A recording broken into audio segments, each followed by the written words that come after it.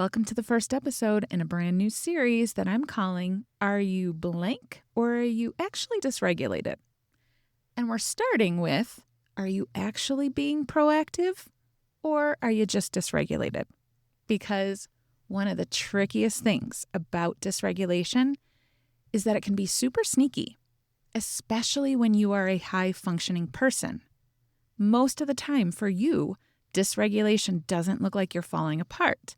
It looks like you're being responsible, proactively getting ahead of a potential problem. That's what we're going to talk about today. I'm Kristen Finch, and this is Calm AF.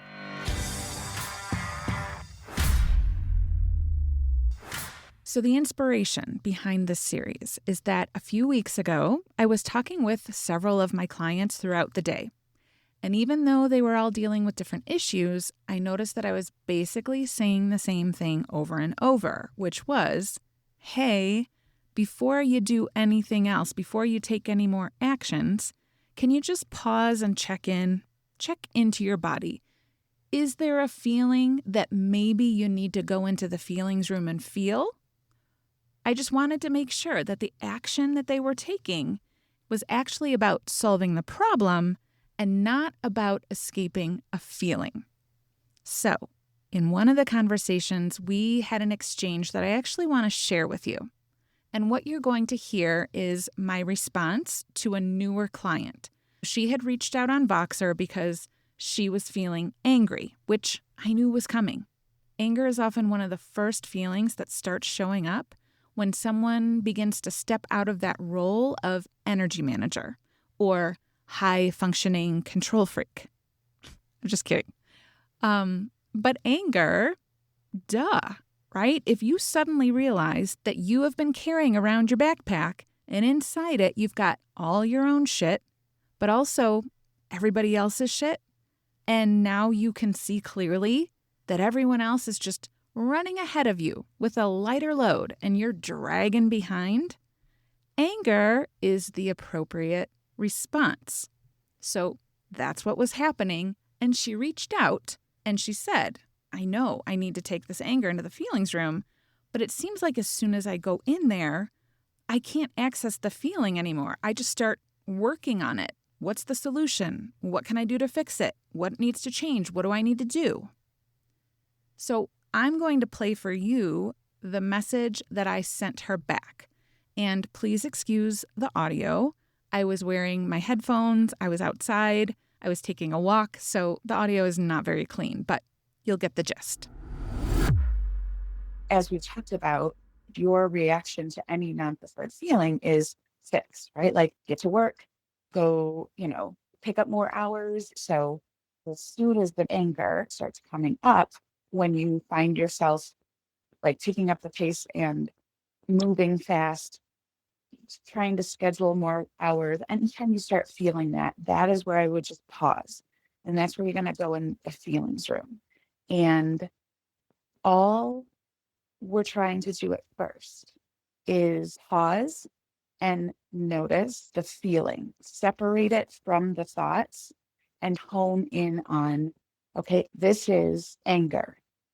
If I had to describe anger to someone, where is anger? And what does it feel like? If you could take it out and hand anger to somebody, how would you describe it? So it's in my stomach, it feels spiky, or it feels heavy, or it feels like a frenetic energy. And then you're just going to experience it. Right now, I'm experiencing anger. I'm noticing the feeling.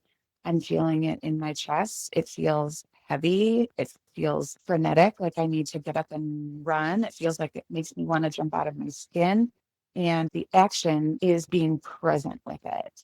Because the more you will stay with the anger or any other non-preferred feeling without running away, the more your nervous system, little by little, will accept it as a safe emotion, which in turn decreases the dysregulation response every time it shows up.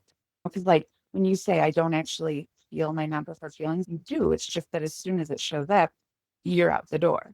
So we're extending the time that you can stay with non-preferred feelings. And we're just looking to expand your capacity so that your nervous system accepts it as simply a feeling and not an emergency. So the important part of this clip isn't really the anger. The anger makes sense. Like I said, if you've spent years carrying things that don't belong to you and you start seeing that, anger is a pretty appropriate response. The important part of this clip is what she noticed when she felt the anger. Her nervous system reacted to the anger like it was an emergency. And her lifelong pattern when her nervous system is dysregulated is get to work. Getting to work, taking action, seems proactive. But I want you to think about this. If you experience imbalance and you want to bring your situation into balance because you want to stop taking on more of the load, then working harder can't solve that problem, right? Working harder isn't going to lessen your load. Working harder is the dysregulation, not the proactive action. And right now, when we're talking about it, you can see that clearly because we're not dysregulated right now.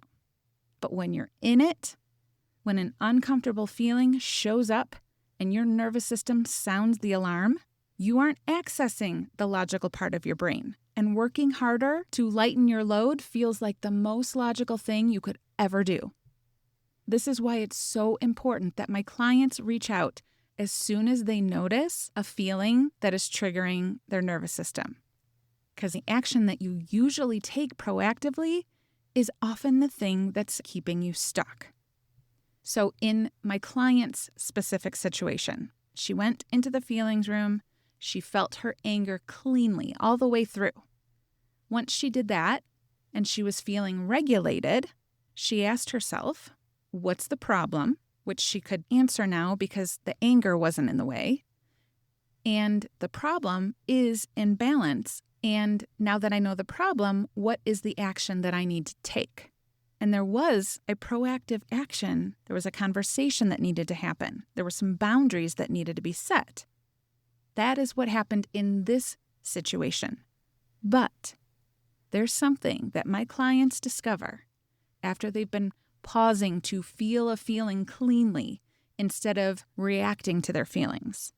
So they go into the feelings room, they feel the feeling cleanly, and they get back to regulation and they ask themselves, what's the problem and what's the action? And the thing they discover is that the majority of the time, the problem isn't actually a problem. The action they needed to take was just feel the feeling. Now I want you to think about this. I want you to think about how much work you're doing, how much proactive action are you taking because there's an actual problem that needs to be solved versus how much work are you doing because you're trying to escape an uncomfortable feeling. How much proactive action are you taking because you're trying to avoid feeling anger or guilt or uncertainty? And I gotta tell you, if you are somebody who immediately gets busier, moves faster when the stress goes up, there is a very good chance that you are confusing dysregulation with being proactive. So, this week, when you notice yourself doing that pattern that you've done your whole life, working more, working harder, just pause for a second and ask yourself, am I regulated? Am I being proactive because I'm solving a real problem? Or am I dysregulated and trying to escape a feeling? And if you need help figuring out the difference, go back and listen to the coaching I gave my client a few more times. If you want more support, check out the show notes for different ways that we can work together. All right, thanks for being here. I will see you next time.